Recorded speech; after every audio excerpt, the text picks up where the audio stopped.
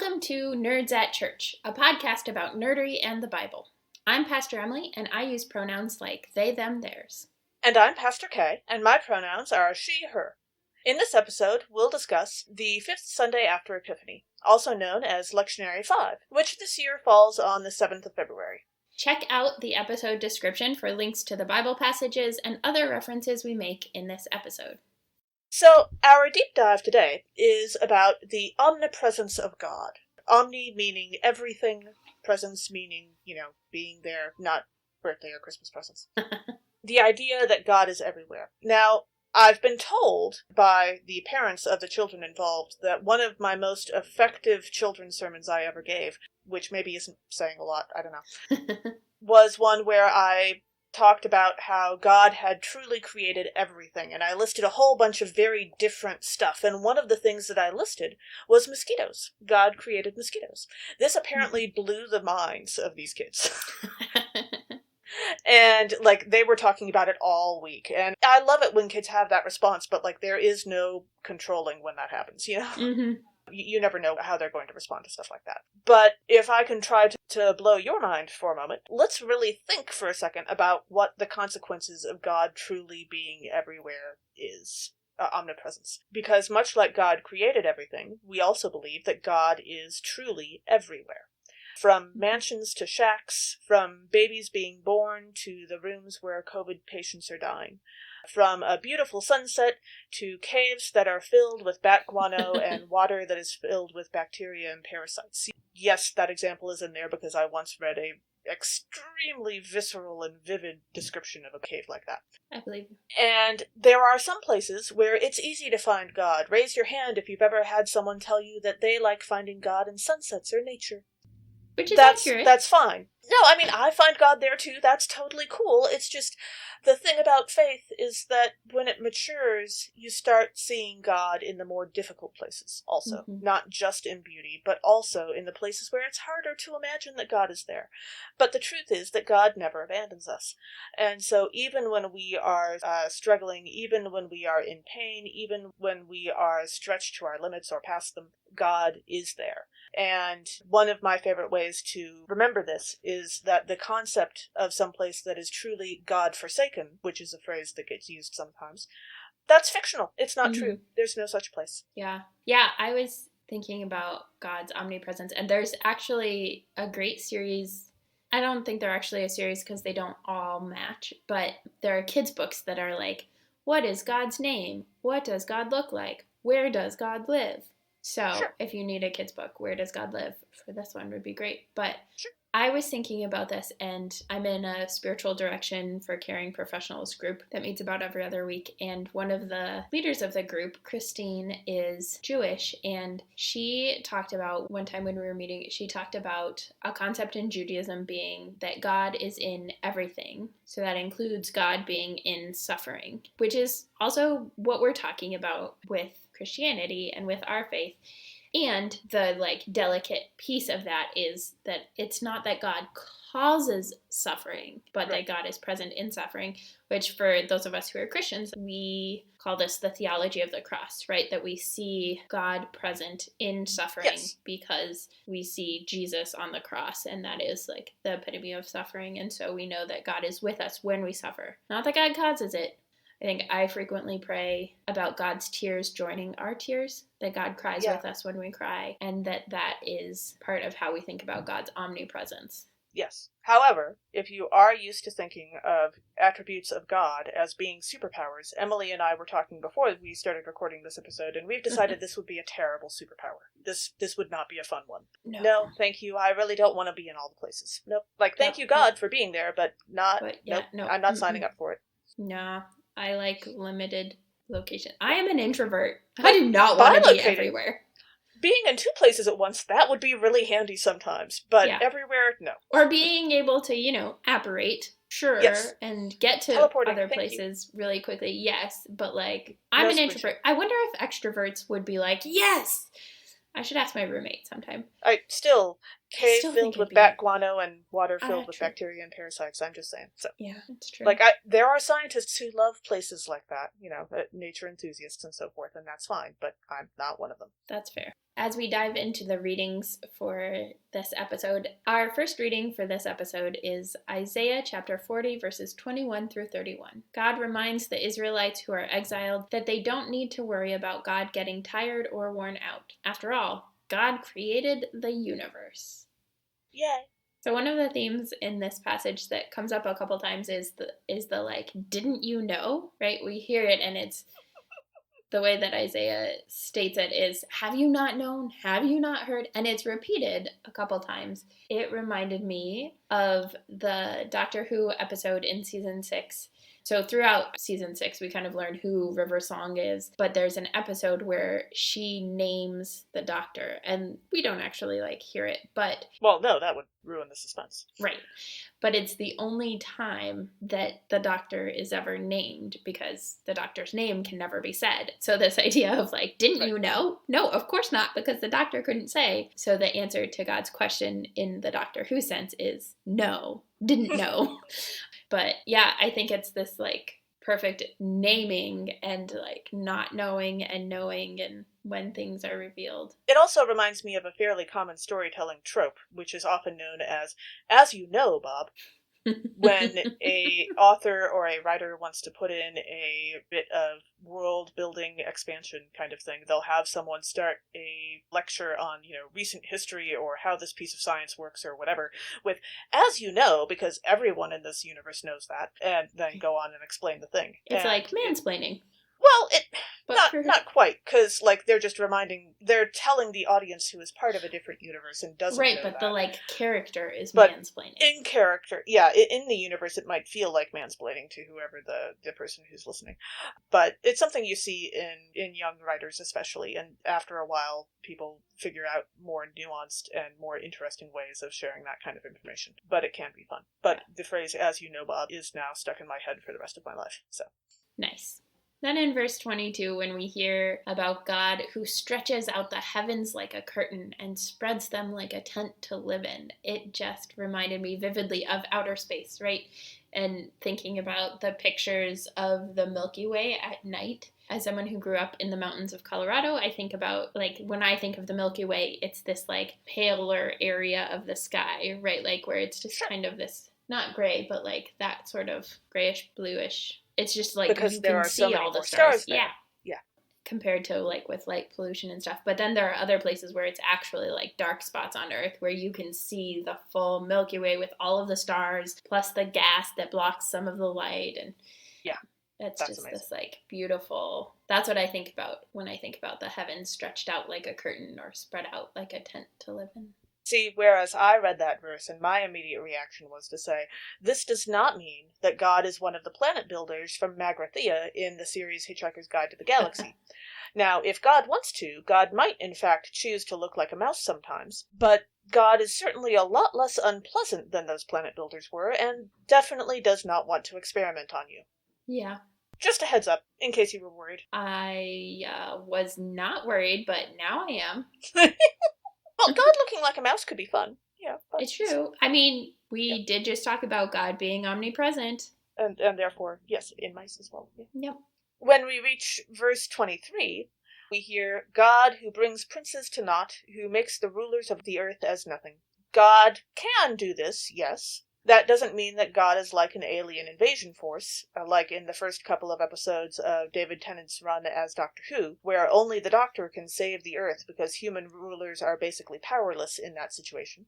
Of course, the Doctor winds up saving the Earth through a sword fight because that totally makes sense. But the human rulers are basically all stripped of their power because the alien invasion force is so powerful. However, I also read this verse, and in another nerdy reference, it makes me wonder if this was something that inspired Mary's Magnificat in the Gospel of Luke. So it definitely sounds like it. Interesting. I always connect Mary's Magnificat with Hannah's song in Samuel, 1 Samuel. That too, yes. But I like the thought that Mary would have, known quite a bit of the Hebrew Scriptures. So. Yes. I imagine she did. I mean, she summarizes them well, for sure. Yeah, I also like to think that she was totally the kid in the ancient Jewish equivalent of Sunday school that asked all the hard questions. Yes. Yep, that just makes me think about my ordination and the children's sermon that my youth director gave about the questions that I asked. Something about poop on the ark. Asking the real tough questions here. So as we get to the end of this passage, we get to a very well-known verse. I know for many of us, we hear it at funerals. I know one of the passages and songs from my grandmother's funeral, but... Also high school graduation for athletes, especially. My husband works for a yearbook company. Interesting. So verse 31 says, "But those who wait for God shall renew their strength. They shall mount up with wings like eagles. They shall run and not be weary. They shall walk and not faint." And it called to mind for me, and like spirit of full disclosure / shout out to River and Pace and Susanna, 2 out of the 3 of whom have been guests on our podcast, and the 3rd of whom will probably at some point be a guest on our podcast, for helping me with these last night when I was having Sunday night brain and not able to think very well. So a lot of these references are ones that like make sense to me and I know, but also were sparked by them, including this, that the renewing of strength and mounting up, walking and not fainting was reminiscent of what Gandalf says in Lord of the Rings Two Towers to Aragorn before they head to before they part ways, and Aragorn goes with the people of Rohan to Helm's Deep, and Gandalf says, "At dawn on the 3rd day, look to the east." And it's like literally dawn on the 3rd day. They're exhausted. They're about to lose the whole thing. Yeah. And Gandalf's words come back to Aragorn, and he looks to the east. And as the sun is like peeking over the horizon and backlighting, Gandalf the White comes on the horse. And then behind him, like all of the men of Rohan who were previously like banished because of Wormtongue and all those things. But that in the midst of the weariness, help comes. Yeah. Our second reading for this episode is from 1 Corinthians chapter 9, verses 16 through 23. Paul is not called to use the strength the gospel gives him to make himself more powerful or more rich, but to use it to spread the gospel to more and different people. So one of the themes for this passage is this idea of meeting people where they're at.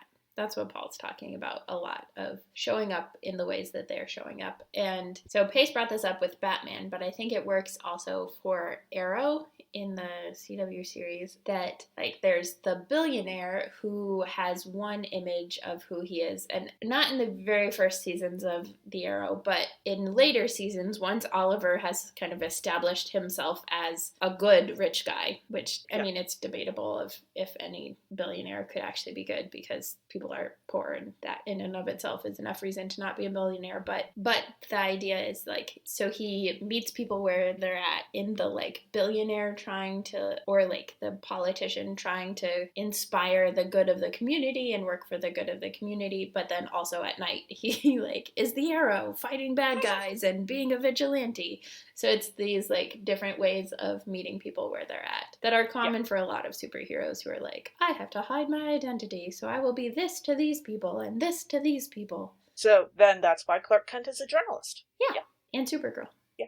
When we reach verse 16, we hear, "If I proclaim the gospel, this gives me no ground for boasting, for an obligation is laid on me." And this concept is basically the foundation of the movie Saved, which I suppose probably came out several years ago. Oh my gosh, that movie. But I love that movie so much. So funny. Being Christian doesn't make you better than non-Christians. It doesn't mean you get to be arrogant about being a Christian. That's not what Christianity is about. It's about humility and caring about others as God cares for us, as a few of the main characters in Saved learn throughout the course of the movie. They definitely don't know it at the beginning. Goodness knows no. Yeah. So in verse 17, I was thinking about the ways that Paul says, "For if I do this of my own will, I have a reward. But if not of my own will, I am entrusted with a commission." And the idea of commissioning someone to do something. And the ways that, like, Supergirl, especially in the first season, she has this sense of being commissioned to be Supergirl against whatever her family and community say, because they're speaking out of worry and fear for her. But she is committed to doing it, not because of the publicity or getting paid or any of that, but because it is her call to do. In verse 21, we hear, "To those outside the law I became as one outside the law, though I am not free from God's law, but am under Christ's law, so that I might win those outside the law." Okay, so who is outside the law? Well, not President Bartlett from West Wing, according to one fan and TV writer, Yelena War, whose tweet became viral when she tweeted a possible script for how would Bartlett react to January 6th. Oh, I haven't seen that. Check it out. It's fabulous. She wrote this whole script. There are several scenes, and we'll put a link in the description and also on social media with the whole script in one document, basically. But it is super interesting, and I know you haven't seen this yet, Emily, but I'm going to spoil the ending to share this in a way that won't completely spoil the story for you. Bartlett is willing to face accountability in a way that some other people are not. And it's actually pretty surprising the way he chooses to go about it. She did a very nice job with that. I realize it's not technically canon, but we at Nerds at Church are also a fan of fanfiction. So yay, fanfiction. Well, and I thought you were going to talk about Bartlett when he opens himself to accountability for having not revealed his multiple sclerosis diagnosis to. He does that too. Yes, that is actually he canon. Gets a congregational censure, I think. Something. Congressional, not congregational. He gets a congressional censure or something. Yes. I don't know if his congregation had feelings about that. They might have. So. That's true. He was Catholic. And yet didn't know what the name of the last book of the Bible was. But whatever. Moving on. I'm still bitter. Okay, He called it Revelations I know. many times. But think about how many people don't know that Revelation is just singular. Yes, but Bartlett was canonically a very active Catholic who read his Bible a lot. So right, because it bothers me. Because Martin Sheen is a Catholic who reads his Bible a lot, and he clearly didn't know. So that, yes, bothers me. I have a pet peeve. I'm allowed. You're allowed to have a pet peeve, but you're being super judgmental about something that is super common among even pastors. But it shouldn't be. I'm just saying. Yeah, that bothers me too. So it bothers me more about pastors than people. Well, yes, that's fair. Or President Bartlett presents himself as someone who knows the Bible quite well, and therefore I think being able to read the table of contents is anyway. Moving on. Yes, I'm being judgmental. Yep, it's hard to combat everything else in all of social media and culture calls it revelations. So it's hard to I know. Combat that. Just saying. No, I have two things that I tend to go after as pet peeves of if you're going to claim to know Christianity, then you really should know this. And one of them is the last book of the Bible, is singular. And the other one is there are several numberings of the Ten Commandments, but so often people will say the first commandment is, and that is just not in any of the numbering systems. That is not the first commandment. Or, they cite it incorrectly. And so that's why I insist on teaching my confirmation students the Ten Commandments and having them memorize at least the content of and order of them, if not the exact wording.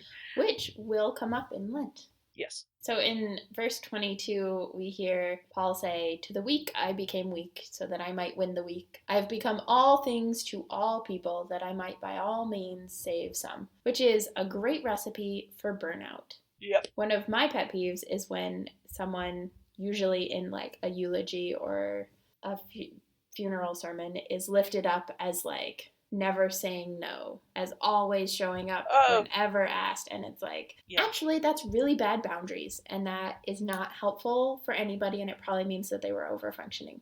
Yeah, and exhausted and not having great relationships and so forth. Mm-hmm. Yeah. Or it means that Paul is really Mystique from X-Men, who can literally be any person. Who also didn't have great boundaries and also had some really bad relationships and, occasionally was a little evil. So, yeah. But also, in a practical sense, can be, in fact, all people sometime. That would be a much better superpower than omnipresence, although still tricky. Yeah, I would much rather have Mystique's superpower than omnipresence. Our gospel reading for this Sunday is Mark chapter 1, verses 29 to 39. Jesus and the disciples go to Simon's home. Simon's mother-in-law is healed, as well as many townspeople. After finding a quiet place to pray in the morning, Jesus tells the disciples it's time to go to the next town so he can share the good news there. So, before we get to our theme for this passage, Pastor Emily and I have a challenge for you. Who is it in this passage who is doing the healing? Is it Simon? Is it Jesus? Is it some unknown entity who's never actually mentioned, who happens to be male? Because Is all it we both get of them? in this is pronouns. And when I read the passage, it looks to me, naturally, like Simon is the one who heals his mother-in-law, because of course they would tell Simon that his mother-in-law is sick. But then Jesus is clearly the one who's healing all the other townspeople, because he's the new person, he's the one people always bring sick people to. But if you ask me, they tell Jesus that Simon's mother-in-law was in bed with a fever, and he heals her, and then he heals the people throughout the town, throughout the whole city, because that's what Jesus does. And it's the beginning of Mark, and so it's before he has at all sent the disciples to go out on their own to do anything. This is why occasionally using people's names in addition to pronouns is helpful. Right? That'd be a And, wonder. we know a lot about the Bible, we don't know everything, because you can't really prove it either way, so. Unless you would like to make an argument for us either way, or go back to the Greek and tell us what the Greek says, which we could technically figure out, but I don't Pretty want sure to. that the Greek also uses pronouns. Probably, but you never know. Occasionally. Yeah, they do switch things. Yep. Yeah. So, let us know what you think. So one of the themes in this passage is obviously healing. Not the same kind of healing as in Battlestar Galactica when the Cylon human fetus of Boomer and Hilo, the blood from that fetus saves President Rosalind from her cancer, but healing nevertheless. Yeah, that sounds like there's a lot more to that story than... I mean, since, Cylons are despised by all of the humans and there's a lot of... Aren't they also machines? Yes! But they've, become...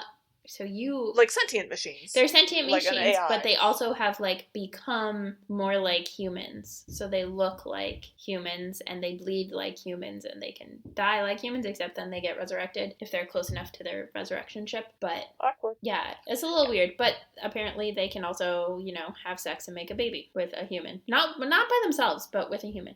Right. Awkward. Okay. Yeah, the baby was just born where I'm at, so I don't know how it's going to develop. It's a secret. Okay. Keep it secret. Keep it safe. I gotta quote Lord of the Rings again, somehow. Lest people think that I'm getting more into Battlestar Galactica than Lord of the Rings. Anywho, in verse 30, we hear that Simon's mother-in-law was in bed with a fever. And as we know from the Hunger Games, fever means infection, which is what Peeta had in the first Hunger Games when he was almost dead and dying. Yes. To be fair, I think we knew that before the Hunger Games. I mean, true, and one of the clearest examples is the Hunger Games. Yes, in fiction. Yes. In verse 32, we hear, that evening at sundown, they brought to him all who were sick or possessed with demons. I'm just going to skip over the possessed with demons part. We talked about that last episode. And move right on to, this passage reminds me of the Firefly episode, Safe, where the doctor, Simon, and his sister, River, are kidnapped by a town who needs a doctor. And they bring him to the place where they keep all the people who need a doctor. Sort of a doctor's office, not really. A hospital?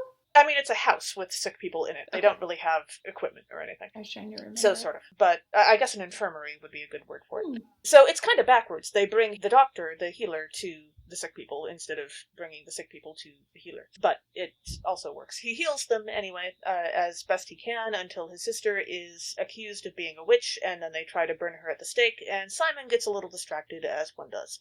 Because why would you want to just let your sister be burned at the stake? That seems like a bad idea. And then he tries to get himself burned at the stake, and it all gets more complicated. And then they get to be, the rest of the crew gets to be big heroes and save the day. Woohoo! Yeah. When we get to verse 34, we hear that Jesus would not permit the demons to speak because they knew him. And that is reminiscent of the Ood in Doctor Who were also not permitted to speak, though I think that's a crueler thing for the Ood, but they weren't allowed to sing their songs and speak. They were made to keep silent. Yeah. Which is sad.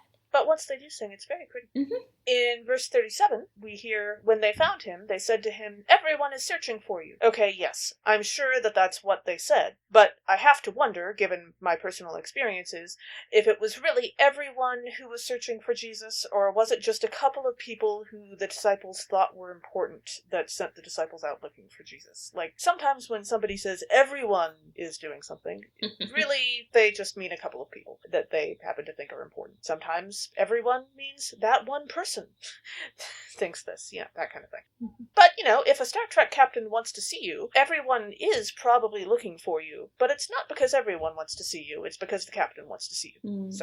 So is Simon a Star Trek captain or a red shirt? Well, Simon's getting sent out. Shirt. Yeah, so probably probably not a also captain. Jesus is definitely not the captain in this case. But maybe it's Simon's mother-in-law. I could see her being a captain.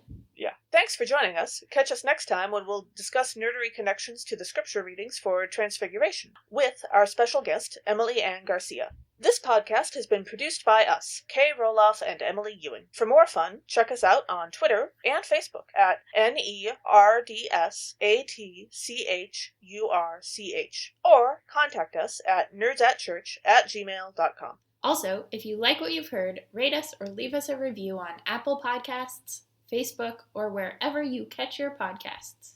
Plus, we're now on the Our Bible app, so you can find us there as well. Yay! If you appreciate what we do or want to get actual transcripts of the podcast episodes, consider supporting us on Patreon at patreon.com/nerdsatchurch. We hope Patreon can help us get our episodes transcribed for those who need or prefer that. Though if you want to help us with transcripts, let us know via email or social media. As the ancient Christians said, Pax Vobiscum.